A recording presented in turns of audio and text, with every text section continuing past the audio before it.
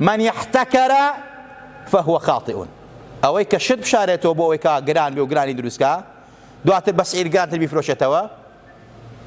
بۆی کە نەمێنێ لە بازاڕا ئەمە غەڵەتی کردووە دەیخوا بە فیرعەون و بە قارون و بە هامان و بەمانە فەرمێ ئەوانە مخطئن کەواتە تۆ لەگەڵ قارون و هامانە عەش دەکەی چونکە غەڵەتێکت کردووە ئەو غەڵەتە وەک غەڵەتی فیرعەون و قارون و هامان وایە مەریخوا لە فەرمایشترا ئەفەرمێت المحتكر ملعون ئەوەی کەوا شت ئەشارێتەوە بۆ ئەوەی سعرەکەی گران ببێ ئەمە مەلعونە تۆی دوکاندار تۆی بایع تۆی کاسبی ناوبازار هەر ئیشێکی هەیە هەر زەخیرەیەکی هەیە بە هەرزانی کڕیوتە ئەمڕۆ دای ئەنی ئێشاریت ئەوەی گران بێ مەلعونی نوێژی چیەکەی حەجی چیەکەی عەمرەی چیەکەی یەی بۆ مزگەوت گریانی درۆوتی فەرمێستی تیمساحی چییە ڕێژی لەو پارە حرامە زەکاتی چی دەرەکەی بەو پارە حرامە بۆ حەج بۆ ڕۆی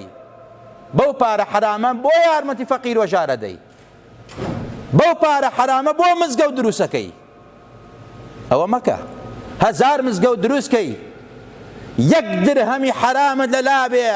بە زوڵم خواردە بێت لە ڕۆژی قیامەت تا یەخەتە گیرێت نە مزگەوت فریاتەکەوێ نە نوێژ و جومعە و جەماعەت کە بە درۆ کردوتە چونکە ئەگەر مسلمان بی ویژدانە هەیە ئەگەر مسلمان بی حرام خۆر نیت ئەگەر مسلمان بیت ڕێچکەی پێغەمبەران و سەحابە و ساڵحین ئەگریتە بەر کە ئەوانە بەڕاستی خۆیان لە حرام و تاوان بەدوور گرتووە پێغەمبەرە فەرمێت صلی الله عليه وسلم لە حەدیثەکە ئیمامی ئەحمەد ڕیوایەتی کردووە من يحتكر طعاما 40 ليلة فقد برئ من الله تعالى وبرئ الله تعالى منه هەر کەسێ 40 ڕۆژ خواردن بشارێتەوە پێویستادی خەڵکی بۆ ئەوەی کەوا گران بێ لە بازاڕە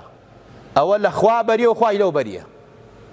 ئەم کەسە خوا بەریە لێی ئەویش بەریە لە خوا یعنی تۆ کە خوا بەری بێ لێت خالقت رازقت پەروەردگارت نەفرەتی لێ بکە لعنەتی لێ بکە بەری بێ لێ